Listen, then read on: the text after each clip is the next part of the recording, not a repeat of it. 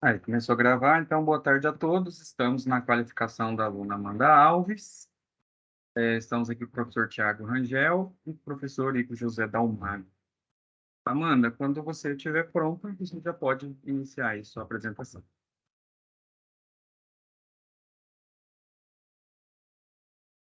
Estão vendo a minha tela, Eu sim. certo?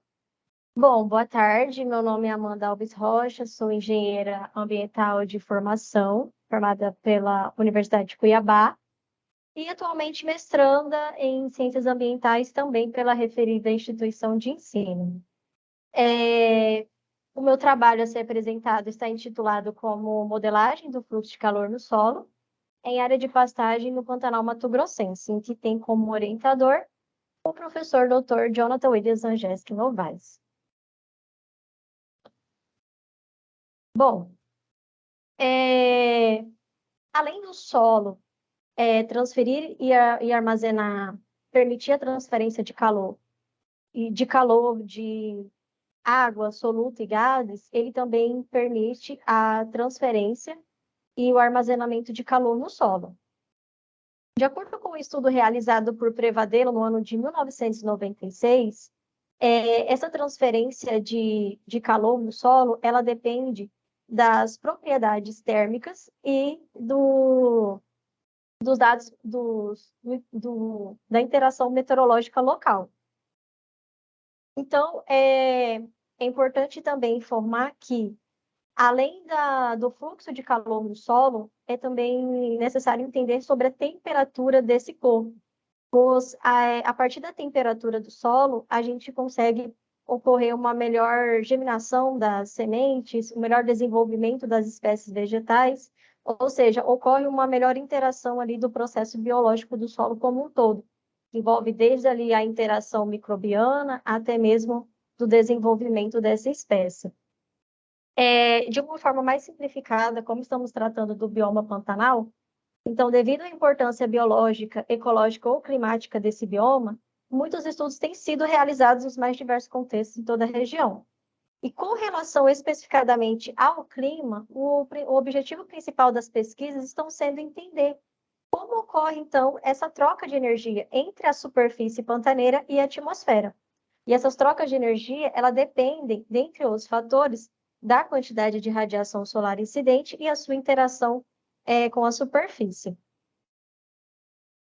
Bom, os objetivos desse trabalho estão delimitados em geral e específicos, sendo o objetivo geral desenvolver modelos lineares e sazonais que representem o fluxo de calor no solo, em área de pastagem situada no Pantanal Mato Grossense, e os objetivos específicos são analisar a série temporal da temperatura do solo, fluxo de calor e umidade do solo, determinar as variáveis que se correlacionam com o fluxo de calor no solo e, por fim, estimar o fluxo de calor no solo utilizando modelos de regressão linear e compará-los com os valores obtidos a partir das medidas efetuadas com sensores de fluxo de calor. Todos esses estudos realizados em uma área de pastagem situada no Pantanal Mato Grossense. Com relação à minha fundamentação teórica, ela foi subdividida em tópicos, em que o primeiro tópico é descrever as características do bioma pantanal, seguido da energia do sistema na superfície e atmosfera, fluxo de calor no solo, propriedades térmicas do solo e a estatística multivariada. Bom, de uma forma bem resumida, temos que algumas das principais características do bioma pantanal. Ele é um dos 6 biomas presentes aqui na nossa federação. No entanto, quando se diz respeito ao nosso estado de Mato Grosso, ele é um das três grandes unidades biológicas presentes aqui no estado. Além dele, existem outras 2 unidades biológicas, que é o Cerrado e a Floresta Amazônica. O Pantanal, ele dispõe de uma extensão de aproximadamente 150 quilômetros quadrados.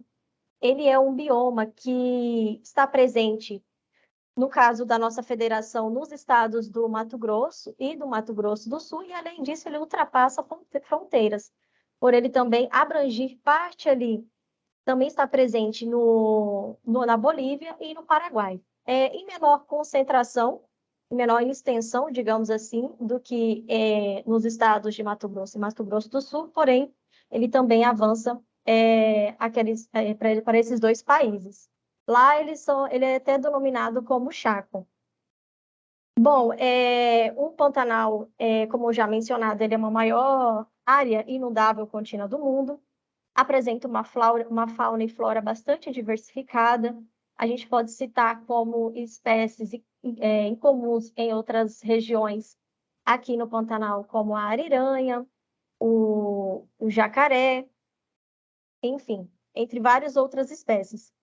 Foi recentemente dividido em 20 sub-regiões.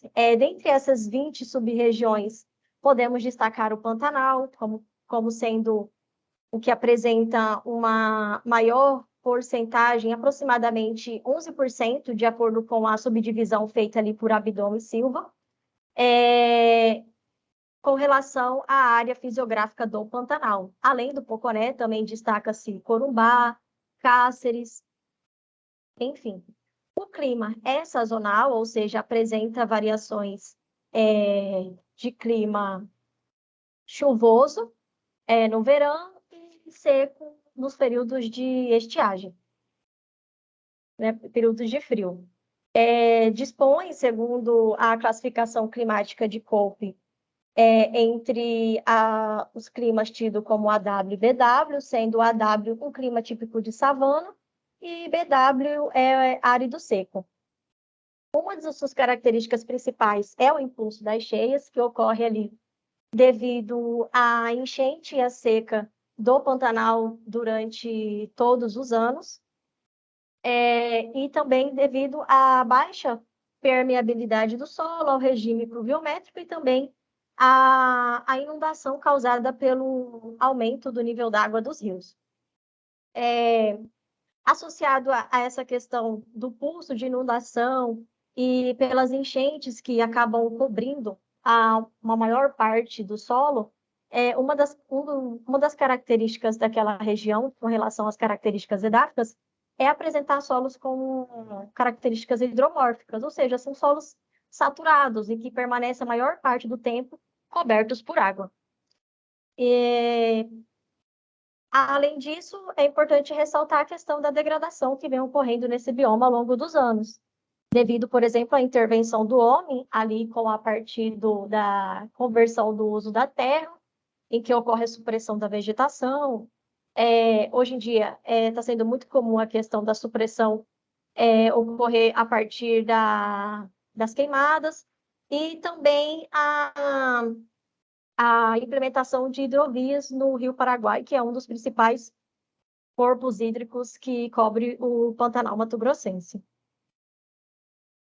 Bom, partindo para esse outro tópico, que é a energia no sistema superfície-atmosfera, ele está dividido entre o balanço de radiação e o balanço de energia. O balanço de radiação, ele se diz respeito ao ganho e à perda de energia que ocorre no sistema, ou seja, entre a entrada e entre os fluxos descendentes e ascendentes, e está aqui representado pela equação da seguinte forma, em que Rn, que é a radiação líquida, ou saldo de radiação, comumente conhecido, é a somatória da radiação de onda curta incidente e mais a radiação de ondas curtas refletidas, menos a radiação de onda longa recebida pelo Sol e a radiação de onda longa emitida pela superfície para o espaço. Essa radiação que a gente tem aqui mencionada como uma radiação curta é a nossa radiação global. Digamos que é a nossa radiação bruta, que vem diretamente fornecida pela nossa fonte primária de energia, que é o Sol. Passado isso, tem-se o balanço de energia. Digamos que o balanço de energia é como se fosse o resíduo do meu balanço de radiação. O balanço de energia, aqui ele expõe, ele menciona como foi utilizado essa partição de energia, como ela foi fracionada para sua utilização. Em que o balanço de energia é tido como a somatória do fluxo de calor conduzido para o solo, mais o fluxo de calor sensível e o fluxo de calor latente. É importante ressaltar que esse fluxo radiativo líquido, ele considera os comprimentos de ondas curtas e ondas longas, conforme exposto no balanço de radiação.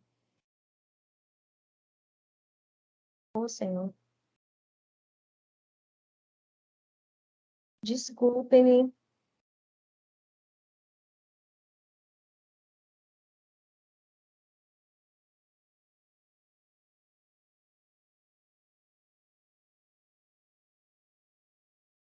E aqui a gente tem uma exemplificação bem didática de como ocorre, por exemplo, a troca de energia no sistema superfície-atmosfera, com relação a esse aqui ao balanço de energia, em que tem a radiação líquida incidente sobre a superfície durante o período do dia, o fluxo de calor latente e o fluxo de calor sensível sendo dissipado de volta ao meio, né, para a atmosfera. E aqui o fluxo de calor conduzido para o solo. E aqui é o mesmo comportamento, porém num processo inverso, ocorrendo durante o período noturno, em que a superfície está perdendo calor para que ocorra aquele processo de equilíbrio térmico e está ganhando, né, como compensação, fluxos de calor latente e sensível. Bom, o fluxo de calor no solo, ele é um importante componente do balanço de energia, conforme vimos anteriormente, e ele nada mais é que o fluxo de calor que parte das partes superficiais do solo para as camadas mais profundas do solo. E ele é definido, de acordo com a equação de Fourier, como a condutividade térmica, vezes o gradiente térmico, em que o G representa o fluxo de calor no solo, em watts por metro quadrado, e o gradiente, as derivadas dt e dz, representam o gradiente térmico, onde o T é determinado pela temperatura do solo e Z pela profundidade da superfície da Terra em metros. E já a condutividade térmica do solo, ela é tida como watts por metro vezes graus Celsius. Esse sinal negativo, à frente da condutividade, explica que o calor está fluindo de um ponto mais alto para um ponto de temperatura mais baixo. E isso digamos que, a principal definição ali do processo de condução de calor, que é a difusão de energia dos pontos mais baixos para os pontos de temperaturas mais baixas para os pontos mais altos. Perdão, ao contrário, dos pontos mais altos para os pontos mais baixos. E aqui também tem uma exemplificação de como ocorre o processo de fluxo de calor no solo, em que o fluxo, durante o dia, ele ocorre das áreas mais próximas da superfície para as camadas mais profundas do solo, em que a temperatura aqui mais próxima à superfície é maior do que a temperatura no interior desse solo. E no caso do período noturno, ocorre o processo inverso, em que ocorre a perda de energia para o meio. Bom, temos as propriedades térmicas do solo, que também são parâmetros importantes que devem ser estudados, principalmente por essas propriedades térmicas serem essenciais para conseguir estimar com exatidão os valores de temperatura do solo e fluxo de calor no solo. Richard Ettin caracteriza essa condutividade térmica da seguinte forma: como a condutividade térmica, que representa a capacidade do solo em conduzir calor, que é o que ocorre no fluxo de calor no solo, é a principal forma, é o principal processo de transferência de calor no solo. A difusividade térmica, que representa a capacidade do solo de dispersar calor, ou seja, ela é uma medida de tempo necessária para que ocorra as mudanças, para que as temperaturas se propaguem. E, por fim, a capacidade calorífica volumétrica, que representa a capacidade do solo em armazenar calor, isto é, indica a variação da temperatura devido ao ganho e à perda de calor. E aqui está exposta a condutividade térmica do solo, em que ela é uma ela é definida da seguinte forma: ela indica a quantidade de energia que flui de uma determinada área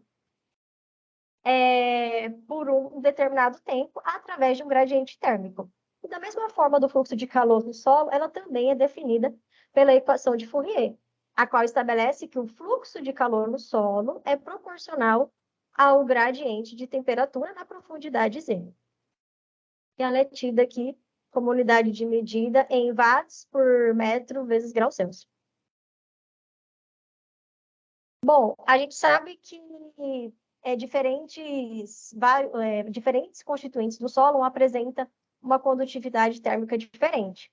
Nesse caso, eu trouxe essa figura em que são partículas do solo que representa o solo ali preenchido por ar e parcialmente, né, por água, parcialmente com ambos os elementos, na verdade, sendo ali no caso do D totalmente preenchido com água.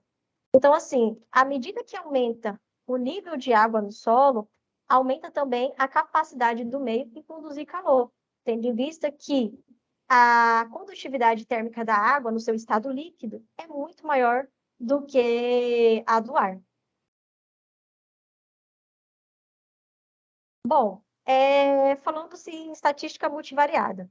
A estatística multivariada ela pode ser aplicada por diferentes propósitos, mesmo na ausência de modelos teóricos rigorosamente estruturados, a priori das relações entre as variáveis. E a finalidade da aplicação deste método é principalmente a redução de dados ou a simplificação estrutural, a classificação e agrupamento, investigação de dependências entre variáveis e a predição e formulação de hipóteses e sua variação. De acordo com Beck, Moura, Leite e Silva, no ano de 2008, eles mencionam que as técnicas de análise multivariada elas têm sido amplamente utilizadas na indústria, no governo e centros de pesquisas acadêmicas em diferentes áreas. Bom, existem várias técnicas associadas à estatística multivariada, né, à análise multivariada, mas entre elas podemos citar a regressão múltipla, em que tem como principal objetivo estabelecer uma relação matemática entre uma variável dependente ou variável resposta, como também é conhecida na literatura, e as demais variáveis que descrevem o sistema, as variáveis independentes ou variáveis explicativas. E o seu uso, depois de encontrar uma relação matemática, é gerar valores para a variável dependente, dadas as variáveis independentes. Em outras palavras, pode ser usada para prever resultados. Partindo para a etapa metodológica do meu trabalho, a gente tem aqui a descrição da área de estudo, primeiramente. Bom, a minha pesquisa ela foi realizada em uma área pertencente à Fazenda Nossa Senhora do Carmo, que fica situada a 10 quilômetros do município de Poconé, e que inclusive, Poconé é uma sub-região do Pantanal Sul Mato Grossense. Nessa localidade, foi instalada no ano de 2017 uma torre de 5 metros de altura, em uma área sazonalmente alagada, para a estimativa do fluxo de matéria e energia. Essa torre ela foi instalada de forma estratégica para que não houvesse interferência de vegetações nativas próximas a essa localidade. O clima dessa região ele é caracterizado, segundo o estudo de Álvares et al. 2013, como AW, ou seja, ele é um clima típico de savana, correspondente a invernos secos e verões chuvosos. Então, os seus períodos tidos como estações de chuva se concentram ali entre os meses de outubro até abril e uma seca de maio até setembro. E a temperatura média anual dessa região é de aproximadamente 25 graus Celsius e a precipitação foi em média de 1.345 milímetros no ano, de acordo com o estudo de Dalmagro, no ano de 2018. O tipo de solo nessa região, de acordo com o estudo de Couto et al. 2002, é classificado como plintossolo argilúvico alumínico típico. Inclusive, esse tipo de solo, ele apresenta uma drenagem variável, então pode ocorrer muito dos solos não apresentarem uma boa drenagem durante os períodos de chuva, que inclusive é o que a gente presencia no Pantanal Mato Grossense. Além disso, esse tipo de solo, ele apresenta alguns conglomerados formados por ferro, alumínio e argila. Bom, no que tange ao período de coleta de dados, instrumentação e medidas. O meu estudo, o estudo, né, foi realizado durante todos os meses do ano de 2020. E com relação à parte de instrumentação, para análise da temperatura do solo, umidade do solo e condutividade elétrica do solo, foi utilizado o sensor modelo Teros 12, que é aqui representado pela figura 5A. Esse sensor, ele dispõe de 3 sondas inoxidáveis, um cabo de aproximadamente 5 metros de comprimento, o que permite a sua conexão com loggers. Bom, como a gente está falando de 3 parâmetros do solo, esse sensor, por ele ter sido aprimorado recentemente, ele dispõe de 3 sondas, conforme mencionado, e cada uma dessas sondas permite a aferição dessas variáveis em tempo simultaneamente. Como mencionado, esse sensor ele permite a sua conexão com loggers, que são, por exemplo, o data logger, que faz o armazenamento, né, o registro de dados. Junto a ele foi utilizado uma placa multiplexadora que serviu como um aparato para esse registrador de dados. Esse sensor de fluxo de calor do solo, ele é acoplado diretamente ao solo, com facilidade devido à sua característica física que permite a sua inserção direta no solo. E ele foi acoplado em 5 diferentes profundidades, sendo 5, 10, 30, 60 e 100 centímetros do perfil do solo. Com relação ao fluxo de calor no solo, ele foi obtido a partir de fluxos médios medidos por placas de fluxo de calor do solo, aqui representado pela figura 5D. Essas placas, que são semelhantes a discos, elas do modelo HFP03 e foi colocada diretamente em contato com o solo na altura de 7,5 centímetros. Com relação às variáveis meteorológicas, como, por exemplo, a temperatura do ar, a umidade relativa do ar e precipitação pluviométrica, elas foram monitoradas continuamente durante todo o período de estudo do ano de 2020, de janeiro a dezembro, por meio de sensores acoplados a essa torre meteorológica existente no local de pesquisa. Enquanto a radiação, por exemplo, líquida e incidente, elas foram medidas utilizando um saldo radiômetro aqui em destaque, que está acoplado na extremidade dessa torre.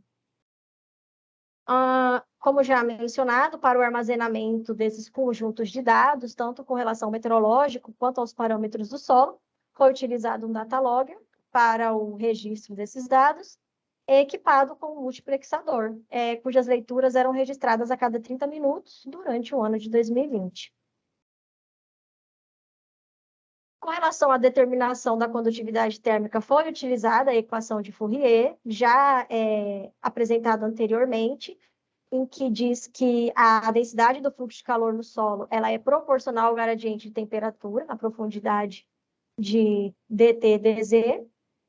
E é importante destacar que, para esse estudo, foi calculado a condutividade térmica do solo nas 2 principais camadas do solo, tidas ali entre 5 e 10 centímetros.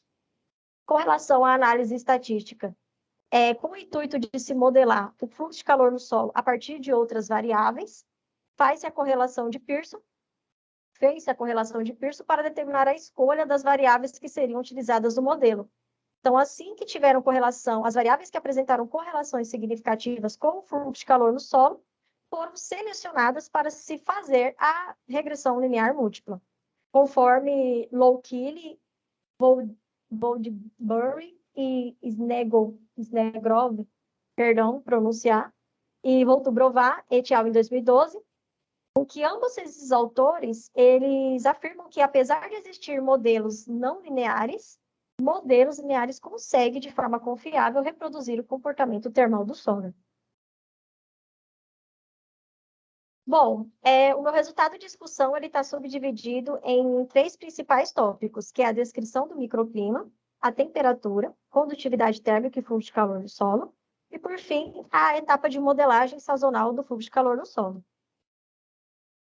Aqui na figura 7 está exemplificado todas as variáveis utilizadas nesse estudo para relacionado ao clima, com um incremento aqui de um parâmetro do solo, que é a umidade, o conteúdo de água no solo.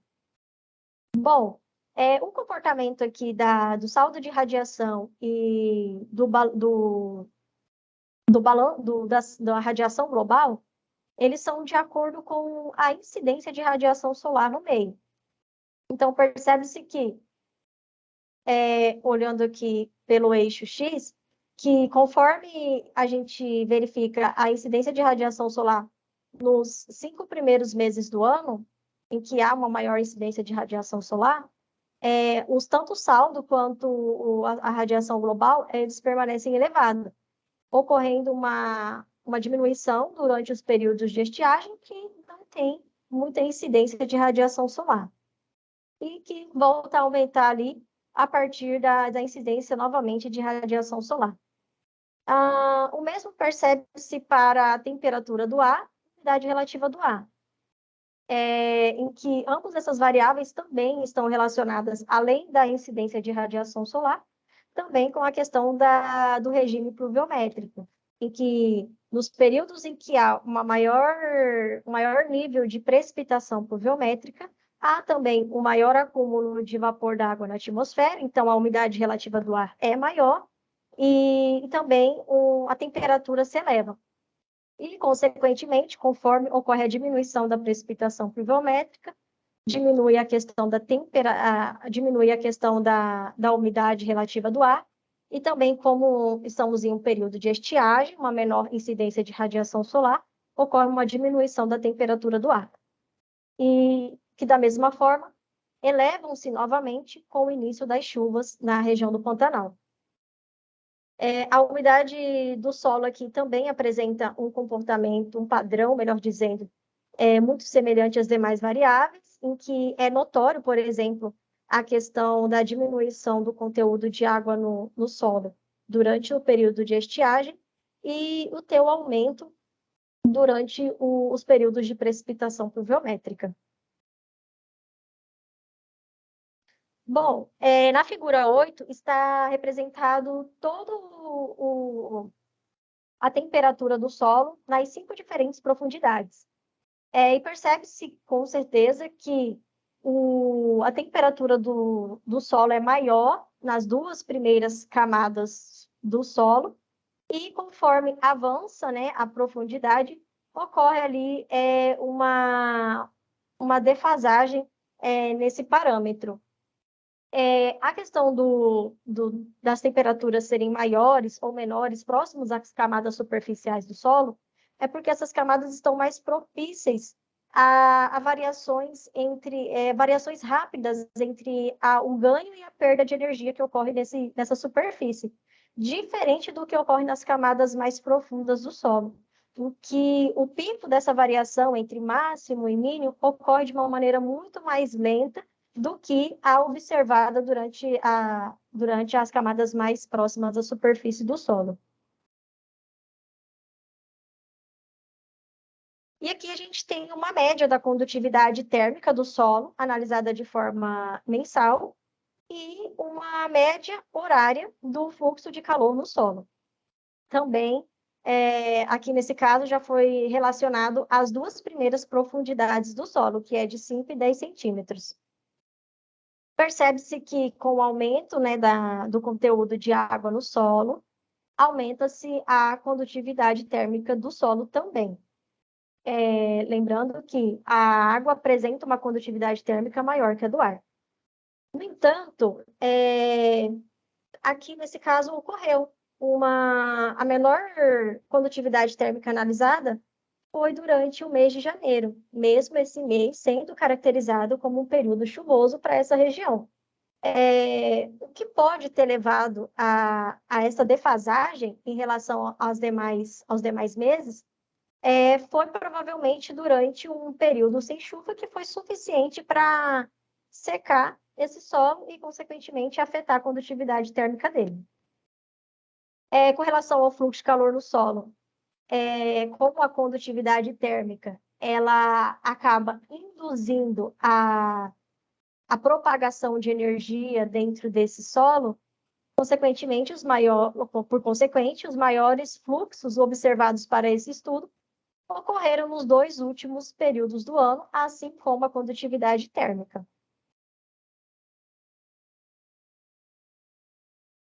Bom, partindo para a etapa de modelagem do fluxo de calor do solo. A gente utilizou a técnica da correlação de Pearson, né, o teste do coeficiente de correlação de Pearson, porque ele é uma medida que fala exatamente qual que é a associação linear entre x e y, por exemplo. Então, aqui nessa tabela, a tabela 1, está exposto todos os parâmetros que apresentaram correlação significativa com o fluxo de calor no solo, que é a nossa variável dependente, a variável que a gente quer predizer. E foi delimitado em 2 períodos, o úmido quanto o seco. Bom, então a gente tem aqui, representado pela letra R, o coeficiente de correlação, seguido do nível de significância, em que foi adotado o nível padrão de 5%, e a quantidade de indivíduos em que a gente analisou, né? No caso, a nossa amostra. Como são 2 períodos diferentes, e dentro do período úmido há uma maior quantidade de dias a serem observados, consequentemente, o número de indivíduos para esse período é maior do que o período seco. Bom, dentro dessa tabela, é possível a gente identificar que todas as variáveis foram significativas em relação, apresentaram significância em relação ao fluxo de calor do solo, com exceção da umidade do solo. A umidade do solo, ela não apresentou significância, não foi significativamente correlacionada com esse fluxo de calor do solo, porque essas demais variáveis, elas foram medidas de forma horária. E como a gente está falando de um parâmetro, como a umidade do solo, em que tem que ser feita uma análise maior, pois a sua variação não ocorre de maneira tão ligeira como ocorre nas demais variáveis para ser analisada em um período tão curto de tempo. Por isso ocorreu essa insignificância com relação somente à umidade do solo em relação a todos as outras variáveis. Então, para isso, ela teria que ter sido teria que os outros elementos terem sido avaliados em um maior período de tempo.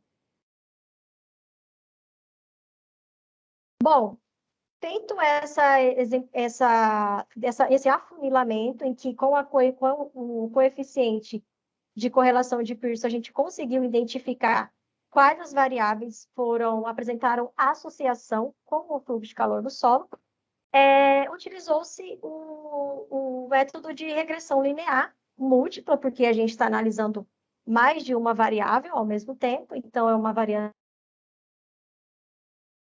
regressão linear múltipla, e aqui conseguimos identificar em que tivemos o nosso modelo estimado. Na figura 10, o modelo estimado ele foi realizado utilizando todas as variáveis que apresentaram significância com o fluxo de calor no solo, exceto a umidade do solo. E que a gente percebe que o coeficiente de correlação para essa primeira análise foi um coeficiente muito bom, digamos que ele apresentou uma associação alta e positiva, né? Positiva porque a gente percebe pela curva de regressão que é crescente, e boa porque está muito próximo de 1, né? Sendo que o coeficiente de Pearson ele varia ali entre 0, entre -1 e 1 positivo. E no caso do coeficiente de determinação, também foi consideravelmente muito bom, porque está próximo de 1, e isso então quer dizer que o nosso modelo de ajuste ele apresentou uma boa qualidade. Então, ele explica, tendo como base 86%, então ele explica consideravelmente muito bem as nossas variáveis no eixo X em relação ao eixo Y.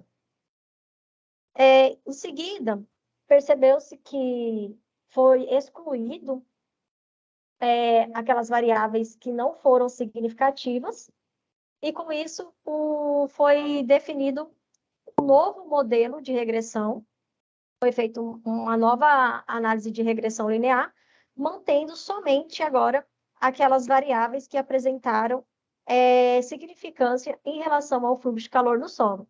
Nesse caso, então, manteve-se a temperatura na profundidade de 10 centímetros, a temperatura do ar e o balanço e a radiação global.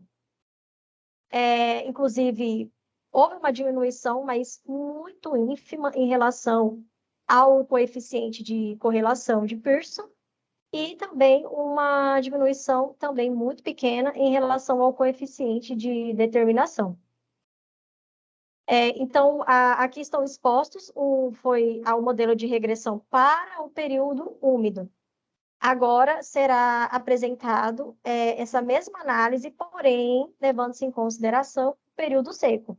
E como analisado na tabela 1, todas as variáveis meteorológicas apresentaram correlação e significância com o fluxo de calor no solo, exceto a umidade do solo. Então, também, para análise deste período do ano, tido como seco, também levou-se em consideração somente as demais variáveis, sem a umidade do solo. E aqui ocorreu da mesma forma. Aqui, inclusive, percebe-se um aumento do coeficiente de correlação, bem como para o coeficiente de determinação. E de forma a predizer o fluxo de calor do solo utilizando a menor quantidade possível de variáveis, foi mantida também as mesmas variáveis para o período seco. Então, foi feito um novo modelo, foi estimado um novo modelo de regressão, porém utilizando somente as variáveis temperatura do solo na profundidade de 10 centímetros, a temperatura do ar e a radiação global. E com isso, identificou-se um novo coeficiente de correlação e de determinação. Aqui a gente já percebe um comportamento um pouco mais diferente com relação à regressão feita anteriormente, provavelmente devido à quantidade de indivíduos analisados. Bom, e aqui então está exposto todos os modelos de regressão lineares múltiplos que foram feitos do fluxo de calor no solo, com as variáveis de temperatura do solo, na profundidade de 10 e 5 centímetros, a temperatura do ar, a umidade relativa do ar, a radiação global e o saldo de radiação, no período de janeiro a dezembro de 2020. E aqui está, no período chuvoso, há 2 modelos estimados, que foram os modelos levando em consideração todas as variáveis que foram significativamente correlacionadas com o fluxo de calor no solo, e as variáveis que, após identificadas o seu nível de significância, foram mantidas no modelo de regressão linear. O mesmo ocorreu para o período seco.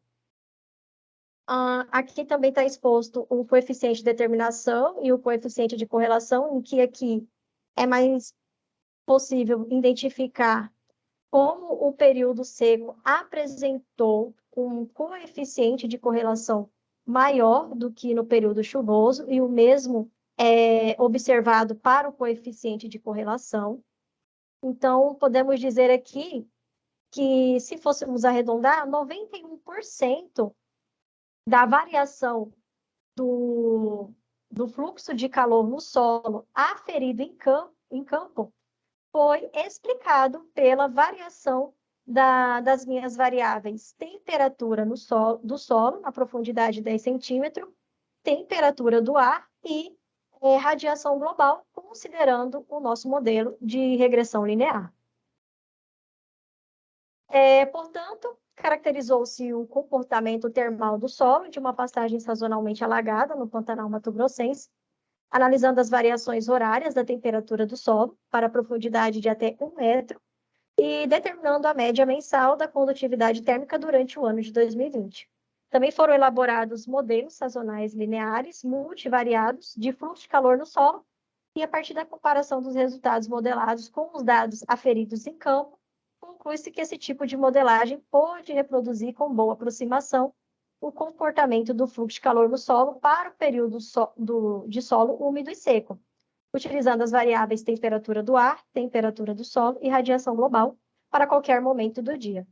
E estes resultados eles serão úteis para propósitos agrometeorológicos e em regiões tropicais, como é a nossa região de estudo, bem como modelos de balanço de energia e mudanças climáticas. Então, de uma forma reduzida, podemos afirmar que o nosso modelo de regressão, ele apresentou uma boa correlação positiva e ele foi suficientemente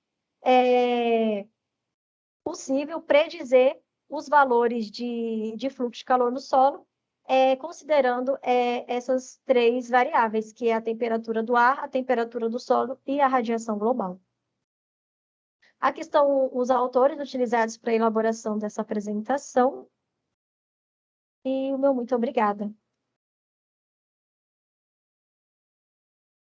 Maravilha. Parabéns, Amanda, pela sua apresentação. Foi muito boa, dentro do tempo. Normalmente, a gente coloca o membro exterior para falar e o interior depois. O professor Tiago mandou uma mensagem aqui, ele teve que só resolver um probleminha lá na faculdade dele, ele acho que vai sair só rapidinho, já ele volta, mas ele pediu se puder, para o professor Igor falar na frente, então vamos inverter o protocolo aí, Igor, se você puder começar aí a sua arguição. Professor, tá dando para ver a minha apresentação ainda? Sim. Tá sim. Tá. Deixa aí que a gente pode usá-la como tá bom. Referência em alguns pontos. Bom, eu fiz alguns apontamentos aqui no texto e depois eu vou mandar para você, tá? Deixa eu pegar aqui. Vou falar de forma bem geral, né? E depois você pode olhar no texto algumas coisas mais específicas. Por exemplo, é comum na sua revisão, no seu resumo, você colocar 5% de significância. É mais elegante, mais usual você colocar P 0,05, entendeu? O P menor que 0,05. Isso é a forma mais correta de se apresentar a probabilidade estatística.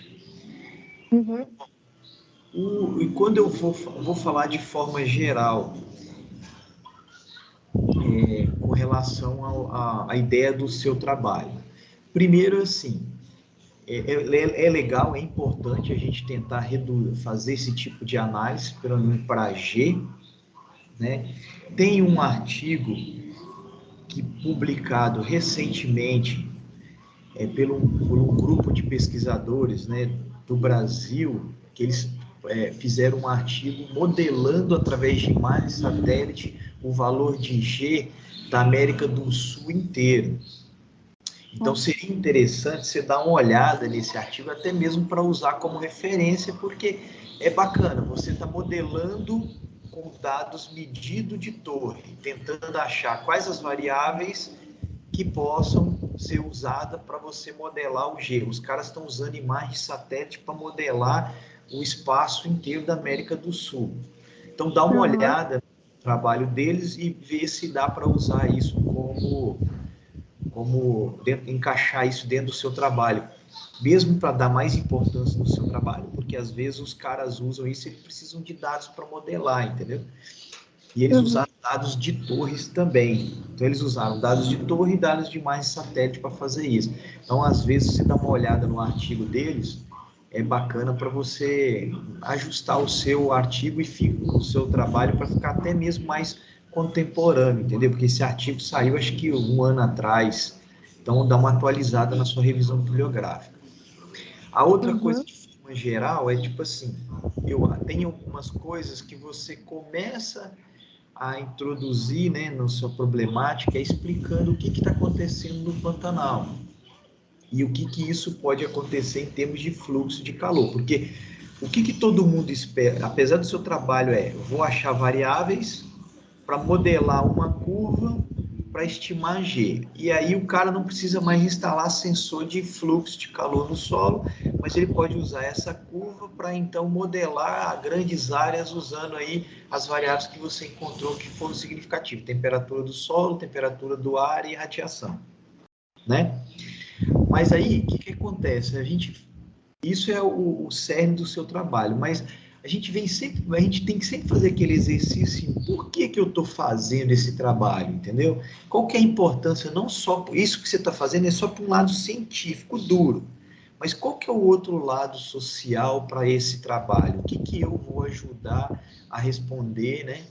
A sociedade, os pecuaristas, a entender o que isso representa, né, fazer esse tipo de estudo. Então, quando você fala do Pantanal, que ele passa por desmatamento, queimada, isso é verdade que ocorre. Só que se você pegar, tem um artigo do Valfrido que ele faz um resumo sobre Pantanal, e o próprio mapa bioma também mostra esses números. Se você pegar no mapa bioma, se for lá ver quantos % do Pantanal foi desmatado desde 1985 até agora, você vai perceber que o Pantanal não é tão desmatado. Ele tem 85% das suas florestas preservadas ainda. Então, o que acontece em termos de desmatamento no Pantanal é a parte de planalto.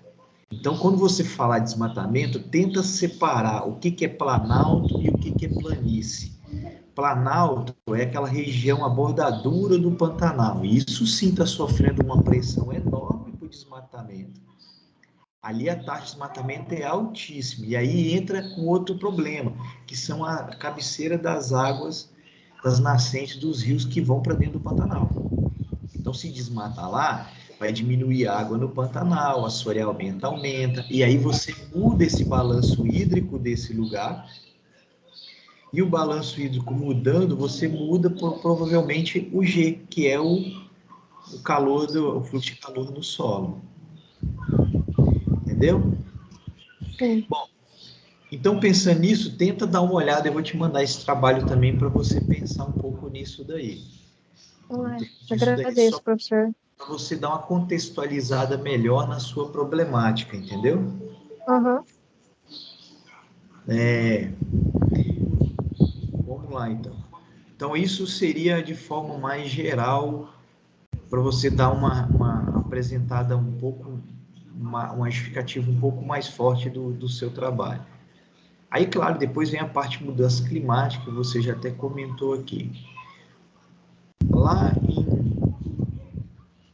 em materiais e métodos é aquilo mesmo. Eu acho que na revisão bibliográfica não precisa falar de regressões multivariadas como um tópico. Você nem colocou aqui nisso, acho que nem precisa falar sobre isso. Entra só eu ia lá desenvolver. entra lá em análise estatística, você explica sobre isso. Ah, perfeito.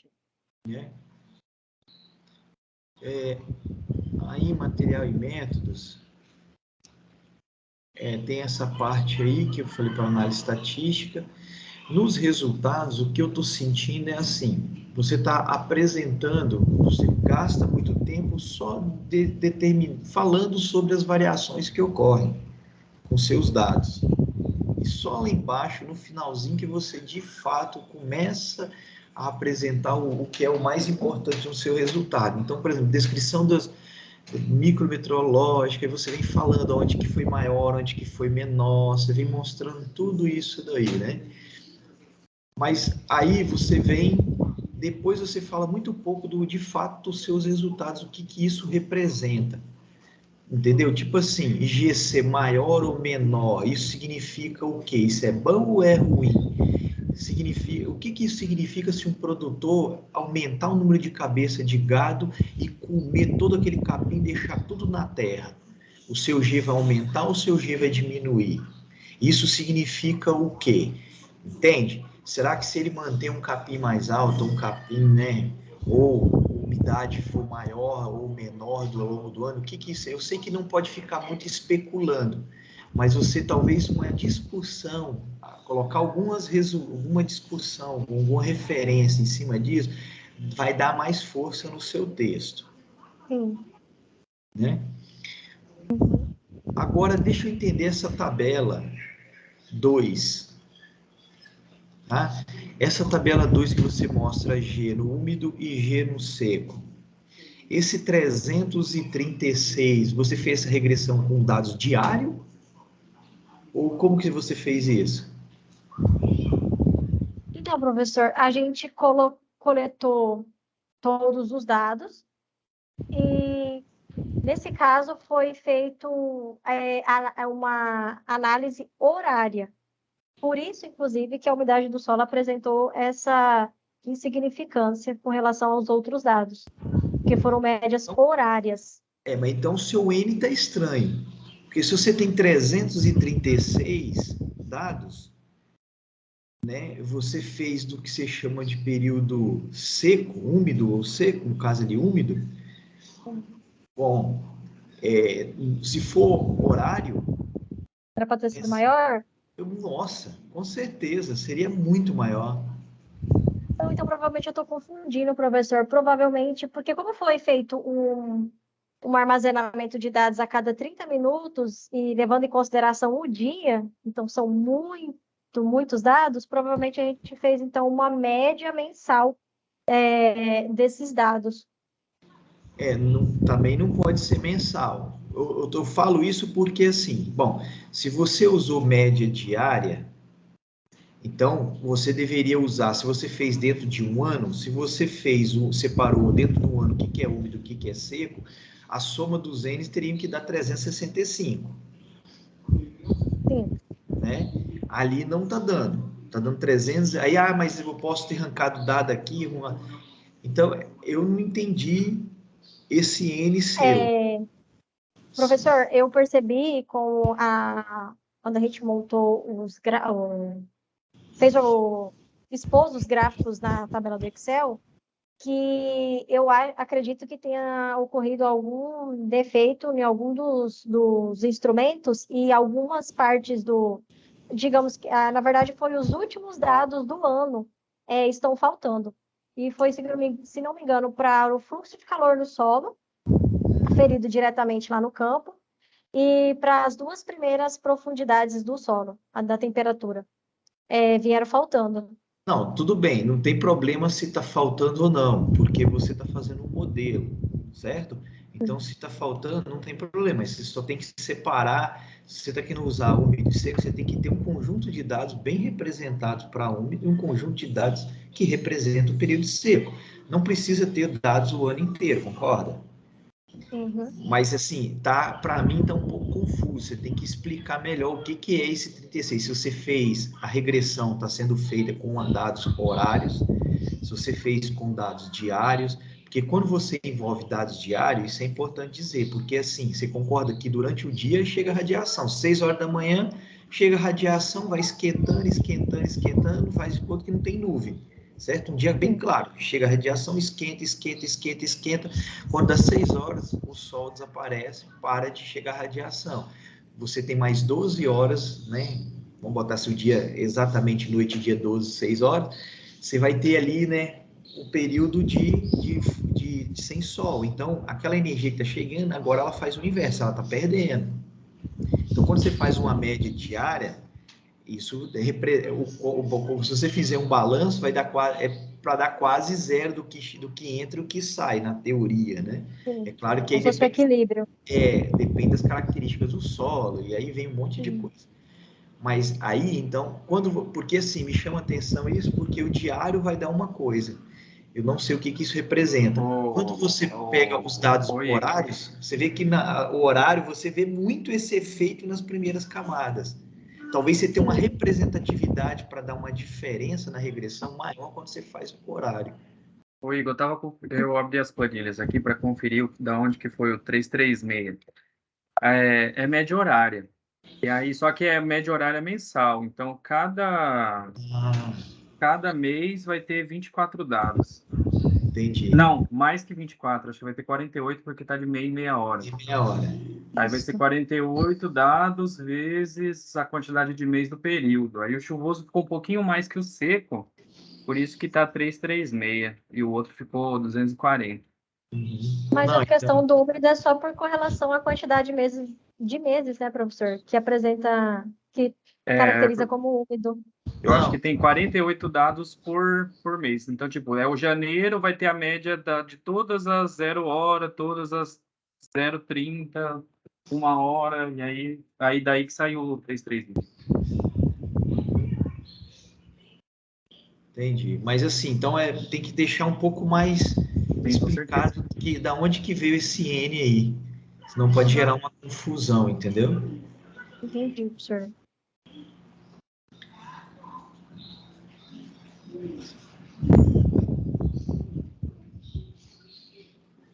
Tá. Bom, aí a regressão tá tudo certo, né? Não tenho o que falar. Aí é claro, né? Fica aquele gostinho de um pouco. Eu acho que vai dar algum tipo de problema. Talvez você poderia mudar essa figura da torre, porque você coloca uma figura quando está alagado, entendeu? E assim, você está medindo dados, né, do período que se chama de úmido e seco, né? Então você tem um período úmido, um período praticamente encharcado, alagado, que com certeza o fluxo de calor no solo, você está vendo esse caninho aí, ó, o branco? Se você vier olhando aí, olhando mais para a direita, entre a torre e a primeira estaca, os sensores estão debaixo do fio. Entendeu? Do fio da cerca. Uhum. Então, eles estão um pouquinho para fora, mas não muito fora por causa do... Então, você vê que é um lugar que está alagado. Aí, um revisor mais crítico, na hora de publicar, ele vai começar a pensar o seguinte, cara, né? O fluxo, então você tem e a condutividade térmica da água é bem diferente do solo. Em teoria a gente não ia colocar essa imagem no artigo, né? Mas quem vai influenciar lá nos padrões depois. Vai, você entende? Porque assim, eles bater o olho, vão questionar, vão falar assim, bom, fluxo de calor, eles estão falando de fluxo de calor no solo, mas tem uma época do ano e falando de úmido e seco, mas espera aí, o que eles estão chamando de úmido? Úmido é quando você tem sei lá, 100% de umidade no solo, mas ele seca, ele fica úmido. Agora ali não, ali você tem uma lâmina d'água de aproximadamente 10 centímetros. E aí o fluxo de calor na água vai ser diferente. Então, ou vocês falem no trabalho, dá uma olhada nos dados, acho que vocês têm os dados de oxigênio, não tem? Acho que eu coloquei também naquela planilha. Não lembro, tem que conferir. Tem de umidade dos solos, mas ela é inferior, né? Não dá para saber se está... Não, mas eu acho que tem que conferir se eu não coloquei, acho que eu coloquei o oxigênio, porque o oxigênio, se ele tiver 0, é porque está alagado. Se ele tiver qualquer número acima, significa que o solo está úmido, não está encharcado, não está alagado. Não sei não sei o tamanho do trabalho que daria de vocês, porque isso não deve ter acontecido por muito tempo, esse alagamento, né? Então, Tanto talvez... é que eu nem sei se nesse ano que teve, se alagou, se né? alagou mesmo ou não. Tem que dar uma olhada, mas dá uma olhada nessa planilha que eu te falo. Porque depois que bugou os sensores lá, a gente acabou ficando com 1 ano mesmo, para ficar redondinho. Essa figura, se não me engano, eu tirei no ano de 2021, que foi quando a gente visitou. Foi na aula de campo, né? Então. Porque tem que dar uma olhada, entendeu, João? Porque eu acho que os caras vão... Porque, assim, é certeza que o cara vai falar, pô, fluxo de calor na água é totalmente diferente aqui do solo. Então, talvez compensa dar uma olhada pelo oxigênio, onde que ficou 0, tira os dados e só recalcula de novo. Porque aí vocês não correm o risco de falar. Aí depois, no área de estudo, você fala, ó, Durante o período alagado, foi retirado os dados porque o fluxo de calor no solo exige um estudo à parte. O fluxo de calor na água existe um estudo à parte. Aí vocês não correm o risco. Eu acho que não vai mudar muito nas variáveis no resultado, não. Tá. Mas não corre o risco de um cara, um revisor, qualquer outra pessoa vai questionar isso daí. Fala, cara, alagado, vocês estão... A gente vai investigar depois para ver. Tá. Vai anotando tudo Assim, aí, mano. mas anota, porque isso é uma coisa muito Uma importante. bloquinho de anotação. Isso é uma coisa muito importante que dá muita credibilidade para o estudo depois, entendeu? Mesmo que a gente faça a qualificação, aí vocês têm um tempo, aí tem que correr com a defesa, mas pelo menos a versão final ali, isso daí tem que estar bem escrito, separado, documentado, para não correr o risco Até porque o artigo já tá praticamente escrito. Inclusive, a gente vai até convidar você para participar do artigo. Aí, depois que a gente escrever, eu vou mandar para você dar uma olhada. Tá. Mas, assim, as considerações que você está fazendo para o trabalho, meio que a gente vai atender e já vai servir, né? Mas eu acho que, igual eu tô te falando, talvez você só tenha um trabalhozinho ali de tirar um pouco de dado e rodar de novo, entendeu? Eu acho que não vai mudar muito. Não vai mudar muito nos dados, mas a gente não corre o risco depois de um revisor vir bater em cima e falar, ó, fluxo de solo úmido é uma coisa, fluxo com solo cheio de água é outra, com lâmina d'água, né? Sim. Mas eu vou conferir depois também se na planilha tem o oxigênio lá, para eu saber se teve lâmina ou não. Porque eu não lembro, isso aí foi dados de 2000 e... Você lembra 18, 19. Foi 19. Não, 20? o que a gente fez do trabalho foi 2020, né? Foi 20. 20. Eu não lembro mais agora como é que foi. Eu sei que a inundação aconteceu, eu acho que não tem água. A inundação... Porque a precipitação ficou abaixo das médias anuais. Isso. Então, talvez possa não ter tido. Coloca num gráfico aí de chuva com umidade, mano. Acho que é o 19.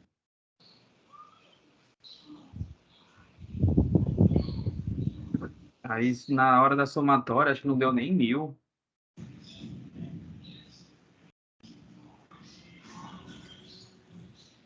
Deu bem inferior ao que eu mencionei na metodologia lá de 1345.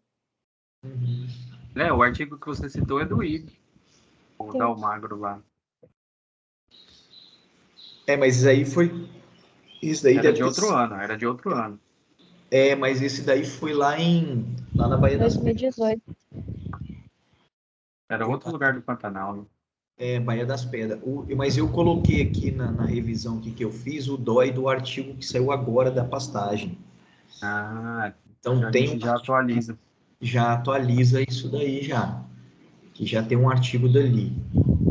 Entendeu? Então tá até para você também usar ali um pouco para explicar sobre a importância dessas áreas, porque assim, você tem que vender um pouco mais o peixe de por que estudar essas áreas do Pantanal, entende? O que isso representa, fazer estudo, porque eu senti que ficou uma coisa bem assim, física mesmo, né? Cara de matemática, né? Matemática, cara de gente de matemática mesmo, entendeu? Então dá para implementar e colocar um pouco mais de importância do porquê se estudar esse bioma, qual que é a importância dessas coisas, o que pode acontecer se variações acontecerem nesse ambiente, entendeu? Nesse ecossistema. Sim. Mas, cara, é isso. Depois a gente dá uma olhada no oxigênio, se não tem, me fala que eu te mando para a gente ver, mas eu acho que se tiver em 2020 vai ter coisa de alguns diazinho pequenininho de idade, porque eu lembro que 2019 e 20, cara, foram muito secos, né? Tanto que a umidade a precipitação ficou em torno de 800 e poucos milímetros. Foi isso aí. Entendeu? Então é até bom depois comentar sobre isso, entendeu? Que foi um ano de estudo. Pode olhar nesse artigo que a gente publicou da Torre e pode comentar também o que foi um ano seco, segundo fulano de tal, porque nós mostramos dados de 2019, 18, acho que acho que é 18, 19, 20 e 21, nesse artigo que a gente publicou. Acho que até que 19 ou 20 foi aquele período até que foi bem crítico a questão das queimadas, acho que no Pantanal, né? Foi em 2019 que queimou muito. Tava bem seco. Então deve Ô, Igor, não tem não o oxigênio.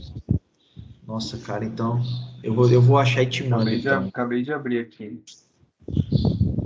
Vou olhar aqui e te mando. Tanto é que depois você mandou a radiação até depois. o Pois fluxo, o professor mandou bem por último. é, vai dando os insights, eu vou. Mas assim, se Mas eu, você na hora que você abrir aí para me enviar, se você olhar lá e já ver que o trem não zerou, a gente já sabe e aí não precisa mexer. beleza, beleza. Eu acho que nesse artigo que eu fiz aí, Ou eu nesse que coloco. você passar, se lá tiver, já dá para saber. Aham, eu te falo. Mas, cara, Esse é isso. artigo do senhor já está disponível, né, professor, para me baixar, né? Porque alguns artigos do senhor tem que pagar, tem que comprar. Não, é porque tem que ir no site russo lá, ó. Mas esse Ah, eu tô com dificuldade de baixar lá, sabia? Ultimamente eu entro, ele fala assim, o site não consegue baixar. Não, mas eu mando, eu tenho ele. Você tem, tá bom? É, Então manda esse link aí também. Porque tem eles vão tudo mudando no finalzinho, eu acho, né? Conforme eles vão hospedando em outros cantos. Finalzinho do link. não, mas esses daí eu te mando do Valfrido, eu mando esse do G, do América do Sul, e mando esse meu mais recente. Tá. esse da América do Sul, professor, foi feito aqui pela UFMT ou pelos... Então, nós usamos, eu forneci parte dos dados de alguma dessas torres nossas, acho que foi de uma torre de Lucas, sei lá qual torre, eu forneci um pouco de dados para esses caras modelarem, entendeu? Mas foi usar torres do Mato Grosso. Tá eu, o Marcelão, como coautor, que foi feito de uma rede de gente do Brasil inteiro que disponibilizou dados. Que legal. Até porque foi verificado no hemisfério, né? Foi É, toda a América do Sul. aham. Mas eu mando. Bom, para Ah, mim é isso, professor. cara. Beleza, Igor. Maravilha. Obrigado. Obrigada, professor. Agora vamos passar a palavra para o professor Tiago. Tiago, obrigado por ter aceito aí o convite. A palavra é sua. Bom, valeu, Jonathan. Obrigado pelo convite. Parabéns, Amanda, pelo trabalho. Obrigada, professor. Agora, sim, tem que fazer alguns ajustes, é normal, né? Agora, bastante coisa que o Igor falou aí, eu também apontei, principalmente aquelas coisas Também não tinha entendido aquela questão do N, né? A quantidade de dados ali, mas agora que o Jonathan falou, eu fiz a conta aqui, deu 7 meses. Aquele 300 e alguma coisa, dividido 36. por 48 dá 7. Então, dá 7 meses, tá certinho, tá coerente. Agora eu consegui entender, né? Porque não dava para entender se era mensal, era muito dado, né? O N é muito grande. Se era diário, era pouco. Então, mas agora faz todo sentido. Bom, Amanda, eu tive lendo a sua introdução, achei que tá coerente e só queria assim fazer mais ou menos na linha do que o Igor falou, na venda do peixe do seu trabalho. Por que você fez assim? Queria que você respondesse para mim, para eu saber o que eu vou comentar. Por que você fez esse trabalho? Qual o objetivo de você modelar essa variável? Porque assim, normalmente quando a gente usa, por exemplo, vamos falar sobre evapotranspiração, que é uma coisa que eu trabalho bastante. A evapotranspiração, a gente precisa de uma quantidade enorme, né? Falando em evapotranspiração de referência, a gente precisa de, sei lá, acho que 7 sensores para a gente poder modelar. Então, faz-se importante, se a gente consegue modelar essa variável com dois equipamentos no máximo, a gente tem a questão do custo, ficaria mais em conta. No seu caso, o equipamento que mede a variável, ele é o mais barato de todos que estão nas suas modelagens. Então, assim, qual é o objetivo de você utilizar essa modelagem? É para quando não existe esse sensor ou é pela questão de custo? Não, então, como o senhor já mencionou, a questão dele ser com preço mais acessível em relação aos demais instrumentos, não é nem por questão, então, de valor, e sim pelo fato de, por exemplo, um outro pesquisador poder explorar uma determinada área com semelhança a essa que eu estudei, sem ter que Usando colocar em apenas prática. sensores meteorológicos normais que a gente tem numa estação de referência, por exemplo, né? Isso, Radiação global, somente para aquela temperatura, coleta. umidade, Isso, somente maravilha. para a coleta de dados, dos dados, das variáveis explicativas. Tá. Então, tenta deixar essa ideia clara na sua justificativa do seu trabalho, tá? Não é simplesmente porque eu quis modelar, né? Mas normalmente em estações convencionais não se tem esse sensor, né? É só quem trabalha mais com pela questão dos fluxos, né? A gente precisa do fluxo de calor no solo, por ser uma das variáveis do balanço de energia, mas usando a metodologia que você abordou, em estações convencionais, meteorológicas, tipo as do IMET, a gente consegue obter daí o fluxo de calor no solo através da sua modelagem. Então, acho que é bom ficar claro isso daí no seu texto. Perfeito, professor. Uma coisa que eu vi, eu tinha passado batido vendo o seu trabalho aqui, e como é uma coisa que a gente normalmente copia, né, lá na metodologia, eu só estou achando aqui a página certinho, e eu acho que está errado. Mas aí na sua apresentação eu prestei atenção e eu acho que está errado mesmo. Deixa eu só achar aqui no seu trabalho para eu falar a página. Tá, na página. Acho que na página 20, dá uma olhada aí. Que você colocou a equação do RN, do balanço de radiação, acho que tem um sinal errado aí. Vê se você consegue identificar. Que também está na sua Tá. apresentação. Será que vai prejudicar aqui se eu abrir outras páginas? Aqui Não, é no. só para você olhar aí mesmo. Não precisa plotar, não. Mas eu acho que é na Tá, página vou entrar 20, agora, né? professor. Que o balanço de radiação, ele é o balanço de ondas curtas mais o balanço de ondas longas. Né? Não é um menos o outro. Lógico, dentro dos parênteses existe o menos, que é um menos o outro.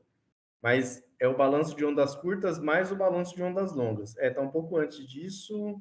Você fala aqui? Aqui, isso.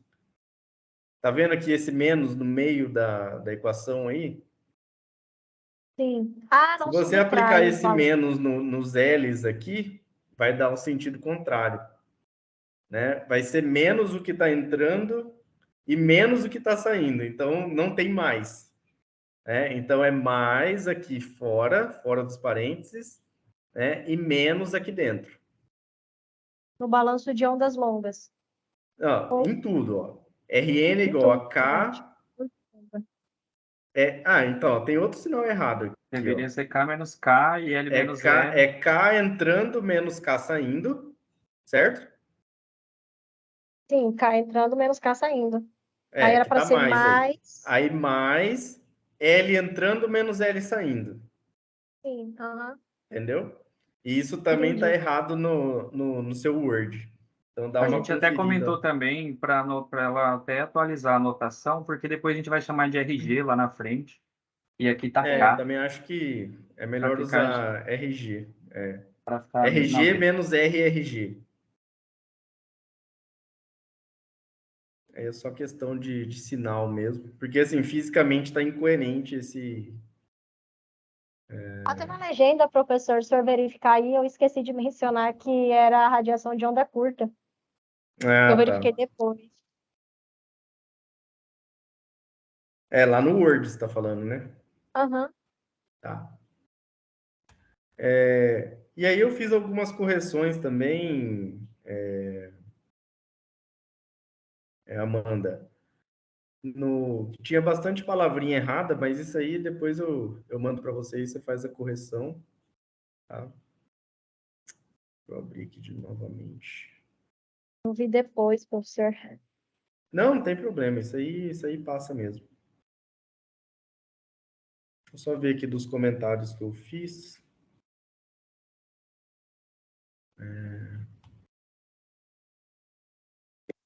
Acho que no seu...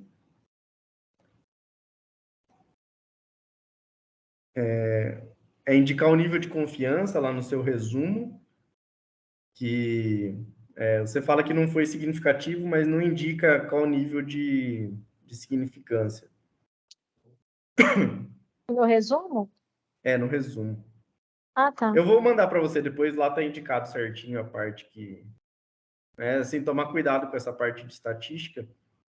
Uhum. Beleza. E uma coisa que eu queria entender, assim, já só para talvez você mudar depois a escrita, para ficar talvez mais claro. Eu vou pegar aqui os gráficos. Quando você coloca o G modelado e o G medido, o G modelado, então, você pegou... primeiro, você fez as correlações de Pearson e viu qual eram as variáveis mais significativas, né? Ou, quer dizer, mais significativas, não, significativas. Correlação. Isso, ó, que tinha correlação significativa. E aí você aplicou e criou um G modelado. É isso, né? Isso. Tá, Esse modelo aqui, tá ok. predito. Beleza, beleza. Tá certinho. Bom, Amanda, acho que é só dar uma revisada no texto e, assim, melhorar um pouco essas discussões, né? O Aham. porquê, por que que a gente estuda, né, a dinâmica dessas variáveis, né? Eu acho que o Igor deu uma pincelada boa aí, falando sobre quando que essa variável aumenta, quando que essa variável diminui, né? Talvez não seja a importância do seu trabalho, mas eu acho que discutir sobre a variável, né? Qualquer pessoa que estiver trabalhando com esse tipo de variável vai procurar no seu trabalho, você vai conseguir citações do seu trabalho mostrando né, tem que fazer essas discussões, né? Presta atenção mais um pouquinho nas equações que você colocou, essa questão dos sinais, Ah, discussão, tá. né? E acho que é isso. Acho que você falou bem, explicou bem seu trabalho, tá? Só tentar vender melhor a questão da justificativa do trabalho, né? Sim. Trazer os melhores resultados ali para sua conclusão, tá? Responder ali todas as coisas que Objetivos. você colocou como objetivo específico, né? De alguma forma responder. E assim, ó, eu senti falta, por conhecer os trabalhos, né, principalmente da área do Pantanal, por outros pesquisadores que já trabalharam né, principalmente lá no programa da Física Ambiental, tem muito trabalho que você poderia citar que não estão contemplados na sua revisão, né? E são trabalhos da mesma área de estudo, né, ou próximos da área de estudo, que tem a mesma característica de solo, às vezes, tem a mesma dinâmica de chuva, tem a mesma dinâmica de alagação, principalmente para você correlacionar os seus dados e discutir, né, não só com trabalhos que mexem com a dinâmica térmica do solo, mas a dinâmica térmica do solo, por exemplo, influencia, né, a emissão de CO2 pelo solo, né, o efluxo, e tem trabalho sobre isso. Então, eu acho que serve como discussão, né, quando você fala que aumenta a temperatura, propicia o aumento do gradiente térmico, e isso influencia não só o fluxo de calor no solo, como outras variáveis que eu acho que você pode complementar na discussão do seu trabalho. E eu acho que é Uhum. isso, né? Fico contente pelo convite, mais uma vez aqui podendo rever meus amigos Jonathan e Igor, né? E parabéns pelo trabalho, e depois eu mando alguns apontamentos que eu fiz no texto. Obrigadão. Eu que agradeço, professor.